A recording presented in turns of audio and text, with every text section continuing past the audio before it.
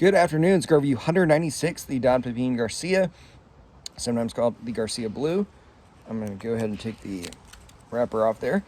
It's a 6-inch 50 ring gauge cigar, Nicaraguan Puro, so it's all Nicaraguan, the wrapper, binder, filler, and made in Nicaragua.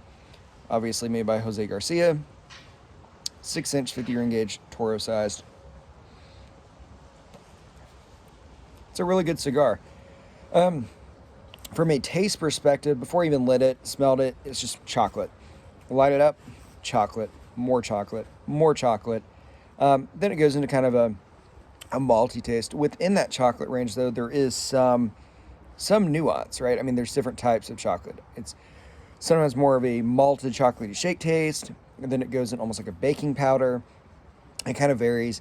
I get brown sugar in there as well, a little bit of lime, kind of reminiscent of a Cuban, which is all pretty normal. And then I got, for a second, kind of this odd, almost grape flavor. Don't really get that a lot. And then a little bit of nutmeg and just kind of what I would call just nondescript spices. So what's good about it? What's bad about it? Well, the taste is good. The problem is it's really not that nuanced. It's mostly chocolate with a little bit of brown sugar in there. I mean, really, that's what completely dominates, which is fine. It's a good taste. But for a cigar that's about $8, that's this famous, I would like to see a little bit more flavor, a little bit more nuance in there. It draws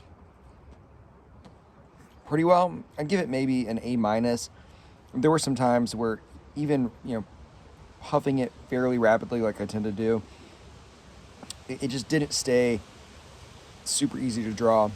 The problem I had with it was the burn. It burned a little bit unevenly. Now it's a little bit windy, but not enough to really cause this. I touched up with the lighter, and that still didn't fix it. So there is, to me, on this one cigar, a little bit of a burn issue.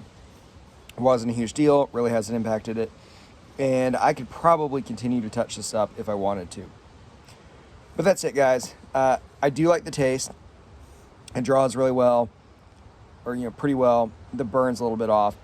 For $8, I would actually give it a soft buy rating, just because I do think it's probably a well-constructed cigar. I do think I could easily fix the burn, and I did like the taste.